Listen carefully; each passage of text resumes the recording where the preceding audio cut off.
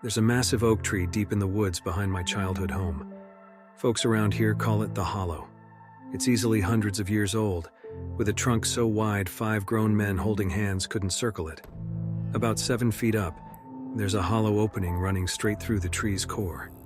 I first stumbled upon the hollow when I was about 12. My friends and I used to explore those woods for hours, pretending we were brave adventurers. One summer we pushed deeper into the trees than ever before, far from any trails. That's when we came across the gigantic oak in a shadowy clearing. We gaped up at the size of it, daring each other to climb its twisting branches. But what really captured our attention was the hollow opening halfway up the trunk. The hole was tall enough to walk through if you crouched a bit. We tossed sticks and rocks inside, but never heard them hit bottom. The hollow just seemed to swallow everything up into the blackness. Naturally, we invented all sorts of stories about the tree's dark core. We said it was a portal to another dimension, or the lair of a ferocious beast just waiting for someone to fall in. Our parents warned us to stay away from the hollow, which just added to its allure. As we got older, local legends surrounding the tree spread through school. Kids dared each other to spend a night camping next to it. There were whispers that if you listened close at midnight, screams would emerge from deep inside the hollow trunk. I wrote most of it off as adolescent ghost stories, but something about the way the massive oak loomed over the clearing always gave me an uneasy feeling. The way its knotted limbs curled almost protectively around the hollow opening in its chest. By high school, the hollow had become a rite of passage for teens in town. Spend one night camped next to it, and you were a legend. I heard about a few kids attempting it over the years, but most came running back well before sunrise, swearing they heard cries emanating from within the tree after dark. I was 16 when I accepted my best friend's challenge to finally prove I had the guts to withstand a night by the hollow. Armed with camping gear and some liquid courage, courtesy of my parents' liquor cabinet, we hiked out to the clearing one Friday. We settled in as the summer sun set, telling ourselves the stories were all exaggerated. But as darkness fell and the woods came alive with noises, I started to feel anxious. We built a fire and tried to act brave despite our creeping fear. Around 1 a.m., we heard the first wail, a long mournful cry that seemed to echo up from the earth itself. We froze, staring at each other in silent terror as it lingered in the air before fading away. Then it came again. An anguished weeping mixed with screams of pain. The horrible sounds rang out from deep within that hollowed chest, sometimes 2 or 3 at once. We clutched each other, paralyzed by the ungodly wailing emerging from the void inside the hollow. No animal could make such cries. This was suffering beyond comprehension. The wretched screams of damned souls trapped and tormented within the ancient oak. I'll never forget that unearthly chorus of the forsaken dead that sang out that night. We abandoned our camp and didn't stop running till we were safe inside my house. We tried telling people about what happened, but no one took us seriously. Over time, we learned to silence the memory of that awful night, but the tree never forgot us. I moved away the next year and rarely return home anymore. But recently, while in the area, I felt an itch to see the hollow again. I don't know what compelled me, but alone at dusk, I found myself hiking through the woods to that haunted clearing. The oak looked just as imposing as I remembered. As I stepped closer, I detected a sickly sweet odor unlike any tree or plant. The smell of decay and death and centuries of evil soaked into the gnarled bark. I slowed as dread chilled my soul. Every animal sense told me to turn and flee this terrible place, but some morbid curiosity kept inching me closer to the gaping hollow at the tree's heart. That's when I heard it again. A soft, mournful wail drifted up from the rotten core. Others slowly joined it, reverberating hollowly as if the tree itself were crying out in anguish. Paralyzed by fear, I stood transfixed as the ghastly screams crescendo, now accompanied by tortured moans. The blood-curdling chorus rang out from the hollow, so loud it shook the branches above. Then suddenly the noises stopped, leaving only deathly silence. And in that void I heard a new sound, my own voice whispering my name, calling to me from deep within the hollowed oak. I stumbled back in terror and raced from those dark woods. I didn't stop until I was miles away, my heart pounding at the narrow escape. I know now the legends are true. Something evil dwells inside the hollow, and it is patient. I won't go near those woods again. But at night I still hear whispers in my head, urging me back to that cursed glade where the ancient oak waits, its hollow maw hungry for another lost soul to devour. For it has already tasted my essence. I can only pray I've escaped its dreadful grasp, but I know as long as I still draw breath, the hollow will keep calling me home, to become part of its wretched chorus, swirling endlessly in the void, crying out from the heart of darkness.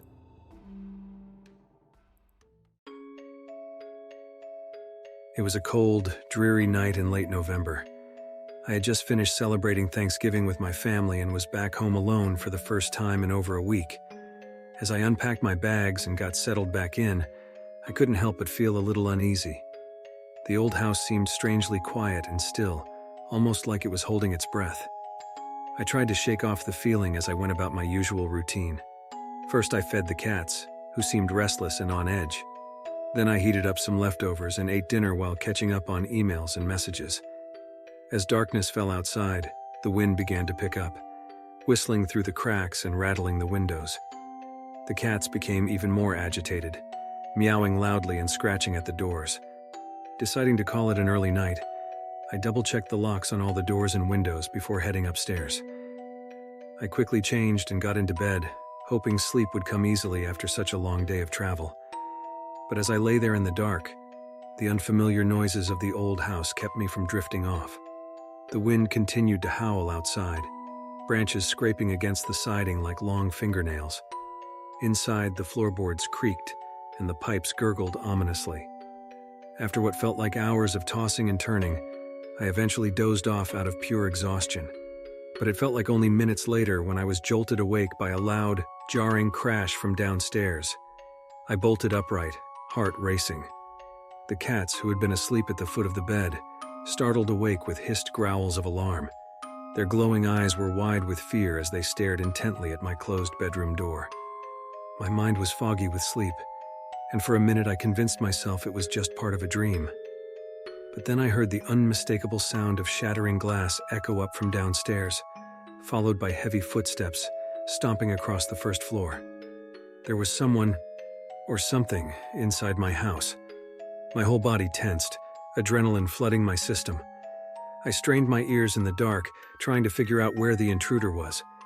It sounded like they were in the kitchen, rummaging through drawers and slamming cabinets. I could hear pots and pans clanging, and the fridge door opening and closing.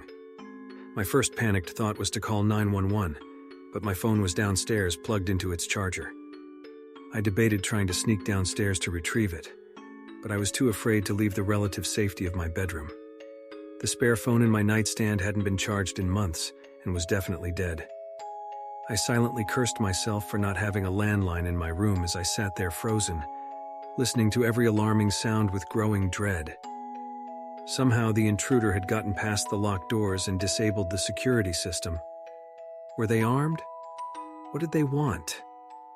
My mind raced through terrifying possibilities. Robbery, assault, even murder. I thought about escaping out the window and fleeing for help, but we were isolated out here, and the nearest neighbor was over a mile away. The intruder continued to ransack the first floor, their movements becoming more hurried and erratic. I could hear furniture being overturned, glass and ceramics shattering as they tore through the rooms like a destructive whirlwind. Whoever they were, they seemed intent on destroying everything they could get their hands on. I huddled in my bed, covers pulled up to my chin, hoping desperately that they wouldn't decide to come upstairs. The cats remained fully alert, ears pinned back, fur bristling. We all flinched as a series of loud bangs reverberated through the walls. They were slamming doors so violently the whole house shook. Then came a deep, menacing laugh. There was no doubt now that the intruder was male and completely deranged. After what felt like an eternity, the banging and crashing downstairs finally ceased. An eerie silence settled over the house. I held my breath, straining to hear any hint of movement on the stairs. Had he left, or was he standing right outside my bedroom door, waiting to attack? I nearly jumped out of my skin as one of the cats let out a guttural growl. They remained fixated on the door, fangs bared, growls rumbling from deep within their chests. Hardly daring to breathe, I slid slowly out from under the covers and tiptoed across the room. The hardwood floor was like ice against my bare feet. I eased the door open just a crack, just enough to see out into the pitch-black hallway. There was nothing but shadows. The only sound was the wind whipping around outside. I dared to open the door wider. The cat stirred restlessly. Clearly agitated, I was exposing us. But the hallway remained still and empty. My legs shook violently as I forced myself to creep out of the bedroom and toward the top of the stairs. I had to know if the intruder was gone.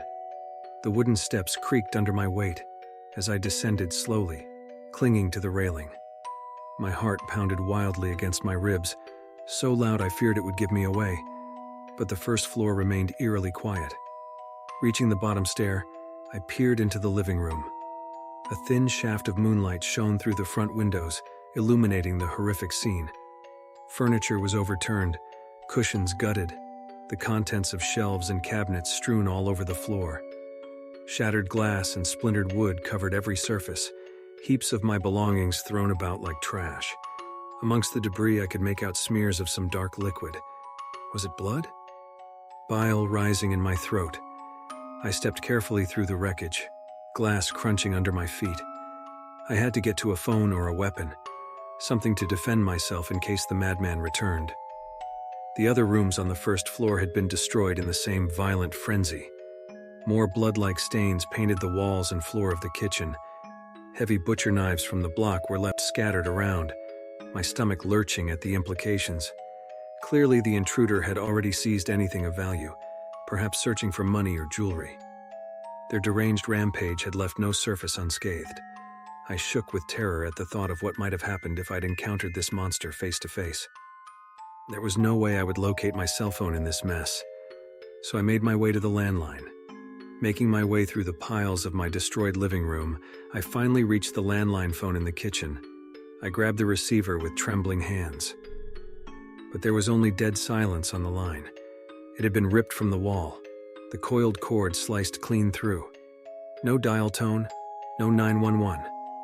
I was completely alone, and at the mercy of a psychotic, armed intruder. I knew I had to get out of there, and down the long gravel driveway to the main road where I might be able to flag down help. As quietly as possible, I crept toward the back door, cringing at every crunch of debris under my bare feet. The howling wind outside at least helped mask my footsteps as I eased the door open and slipped out into the night. The frigid air bit through my thin pajamas, but I forced my numb legs to keep moving.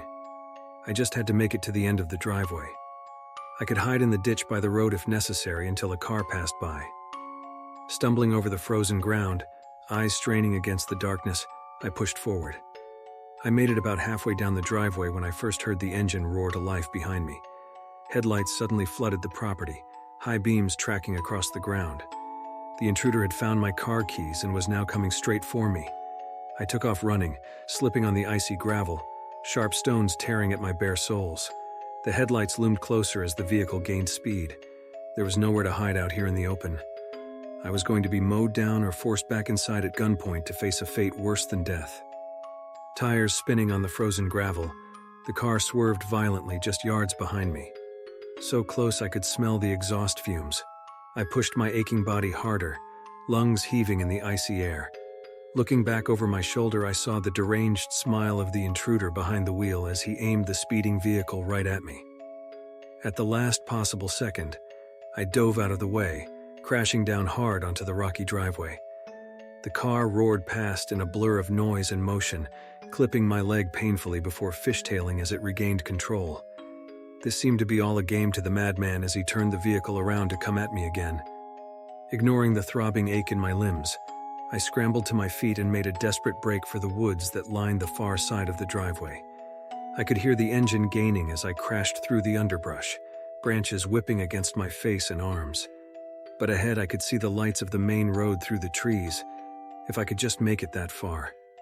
The ground shook under the weight of the heavy car as the intruder left the driveway and tore after me into the forest. Mud and snow flew as he swerved between trees, determined to run me down or trap me like an animal. Exhaustion threatened to overwhelm me. I wasn't sure how much farther I could run. But finally, miraculously, I burst from the tree line onto the shoulder of the rural highway. Breathless and sobbing, coated in mud, I staggered out into the middle of the road, just as a pair of headlights appeared over the crest of a hill. The car slowed and pulled over as I collapsed against the hood, half delirious in my panic. The driver's side door opened, and a gruff but concerned voice called out, asking if I needed help. I could only nod weakly, gesturing frantically toward the woods where I had just emerged. The man helped me into his passenger seat, cranking the heat as I tried to explain what had happened in gasping, incoherent phrases. He was just reaching for his cell phone to call 911 when the headlights of my vehicle flashed through the trees. My would-be killer had emerged onto the road, mere yards behind us. But seeing my rescuer, he seemed to think better of trying to attack or retrieve me. Tires screeching in protest, he swung the car around in a wide arc before roaring off into the darkness. In minutes, the red glow of taillights had vanished as quickly as they had appeared. Shaking violently in the stranger's front seat, I strained to see any sign of the intruder doubling back, but the road behind remained empty. The worst seemed to be over. Finally, allowing relief to flood through my exhausted body, I thanked the man profusely for stopping and saving my life.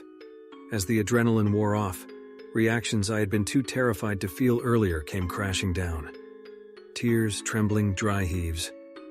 The stranger simply sat with me until the police arrived, keeping the heat blasting and talking in a low, calming voice to try and soothe my shock. I knew I was safe now, but it would take far longer for my mind to accept that the terror was over. I had survived a nightmare that I feared would haunt me forever. Even in the quiet comfort of my own home, I knew I would never feel truly safe again after what I had experienced. Some horrors, once endured, leave their mark on you in ways that can never be erased. They expose you to the depths of depravity that humans are capable of. Traumatic memories that wait just below the surface to torment you when you least expect them. I had seen true evil that night and stared right into its cold, inhuman eyes, and it had very nearly destroyed me, just for the deranged pleasure of watching me suffer. The police informed me the next day that my vehicle had been found abandoned several miles away, wiped clean of prints or other evidence. Examination of the property showed no signs of forced entry. The alarm had simply been turned off. Nothing was missing other than some petty cash and alcohol from the bar. The blood-like stains were just splattered condiments and food from the fridge. There was no motive or explanation for the seemingly random, maniacal destruction. My attacker was never found, his identity remaining a chilling mystery. The lack of closure or justice only heightened my lasting trauma. I searched endlessly for meaning in what had happened that night, some glimpse of reason behind such vicious cruelty. In the end, all I could conclude was that true evil does not come with rhyme or reason. It is as unpredictable as it is remorseless. I eventually moved out of that house, unable to go back after what had occurred there. But to this day, years later, I still struggle to lower my guard, even somewhere new. I am constantly vigilant of my surroundings, looking over my shoulder, tensing at every odd sound. Any unexpected visitor or unusual event can trigger a surge of panic that takes me right back to that horrific night. My story serves as a reminder that evil does not confine itself to nightmares or fiction. It walks among us in plain sight, hidden behind friendly faces and within familiar walls we believe to be safe. We all want to assume such darkness could never invade our peaceful lives or touch our loved ones or ourselves. But the grim truth is that any of us could find ourselves staring into its cold eyes at any moment. True horror often emerges from where we least expect it, even within the once comforting walls of our own homes.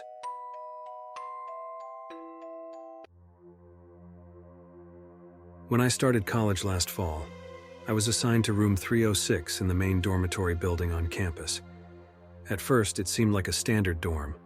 Long, fluorescent-lit hallway lined with identical wooden doors, 2 beds, desks, and a shared bathroom per room. Nothing fancy, but livable for a freshman. My roommate Paul was a pretty normal guy who liked playing video games and binge-watching shows late into the night. We got along fine those first few weeks of coexisting in our snug third-floor quarters, but gradually, I started to notice odd things about room 306 itself that unsettled me. It always felt slightly colder than the rest of the dorm, enough that I slept under multiple blankets, even when Paul was comfortable. The overhead lights would occasionally flicker or turn on by themselves in the middle of the night.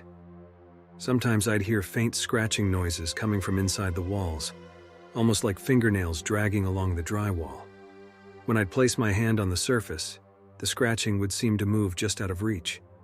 The bathroom attached to our room also creeped me out. The fluorescent light cast a sickly pale glow on everything, and would sometimes strobe erratically when I was in the shower. The small window always looked fogged over even after cleaning, and I constantly felt watched from the doorway when I was using it. However, when I mentioned these things to Paul, he looked at me like I was crazy. He never experienced any of the strange events or sensed anything out of the ordinary. Still, I couldn't shake the feeling that something just felt off about room 306. Over the next month, the paranormal activity only seemed to intensify. I'd hear heavy footsteps pacing the room late at night when Paul was asleep. My desk lamp and mini fridge turned on by themselves, even when unplugged. I had recurring nightmares of a dark presence lurking over my bed, watching me. When I told Campus Housing, they sent a technician to check things out, but he found nothing wrong. Old building settling and faulty wiring was his dismissive explanation. But I knew this was beyond normal mechanical issues. Something sinister haunted room 306, even if no one else sensed it. The final straw came one night when I woke to use the bathroom. As I sat on the toilet in the eerie fluorescent glow, the bathroom door slowly creaked inward on its own. I froze as a disembodied wheezing filled the room, like a dying breath amplified through a raspy throat. Then I heard it, just under the wheezing, the frightening sound of something dragging itself across the bathroom tiles towards me, scraping agonizingly closer across the floor. I leapt up with a shriek and sprinted back into the bedroom, slamming the door shut behind me. I told Campus Housing I needed an immediate room change that morning. The skepticism in their eyes was obvious, but they could tell I was legitimately terrified and agreed to move me. Paul seemed relieved when I told him I was getting reassigned. He admitted the vibe in room 306 had always been off-putting, and he'd be happy to see the back of it himself, a sentiment I wholeheartedly shared. My new dorm room was blissfully ordinary and benign, but I still avoided the third floor of the building, taking long detours to use other bathrooms. I could never bring myself to glimpse inside room 306 again, though occasionally I thought I heard faint scratching coming from within. Before long, the trauma of whatever had haunted me there began to fade. I convinced myself it was all in my head, or at worst a series of explainable coincidences. The memories of room 306 didn't feel real or possible in my rational day-to-day life anymore, at least until the next semester began and the rumors started spreading around campus. Whispers that the new student assigned to room 306 was plagued by strange noises, flickering lights, and an overpowering sense of being stalked by some sinister presence. He ended up requesting a room change just a few weeks into the term, and so the cycle continued.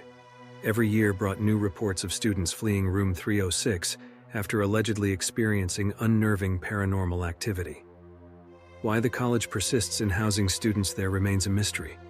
Perhaps they assume it's all just superstitious nonsense, but I know better. There is something deeply wrong with that room, even if it leaves no physical proof behind. Something inhuman that watches and waits from the shadows to feed upon fear and suffering. I wish I had answers about the true nature of the entity that dwelled within those walls. Whether it was a ghost, demon, or manifestation of human evil somehow left imprinted on the space. But I do know it was very real, and still lingers there today in that cavernous dorm bathroom, dragging unseen across the tiles, trapping all who sleep just beyond the door in its otherworldly web of dread and madness, draining life and sanity slowly as the lights flicker and walls rasp. So if you attend the college and find yourself assigned to room 306, my advice is simple. Get out immediately. Make up any excuse to switch dorms or drop out entirely. Because some horrors cannot be rationalized away or conquered, only fled from while you still retain some small shred of sanity. Do not let yourself become the latest in an endless parade of terrified students sacrificed to that accursed space. Let the warnings shared here compel you to flee this time, before the wheezing thing in the dark claims another. Perhaps one day whatever haunts those dormitory walls will heed the empty rooms and silence and finally recede into the shadows forevermore, leaving the light to return naturally, uncorrupted by that nameless anomalous presence. But until then, let room 306 remain quarantined. an intangible testament to the existence of evils beyond our comprehension and control. Allow no one to move into that den of entity, neither human nor otherwise, for the barrier between reality and deeper darkness is worn thin within those haunted quarters, and the watchful void lurks eternally on the other side, patiently awaiting the next soul to slip silently through.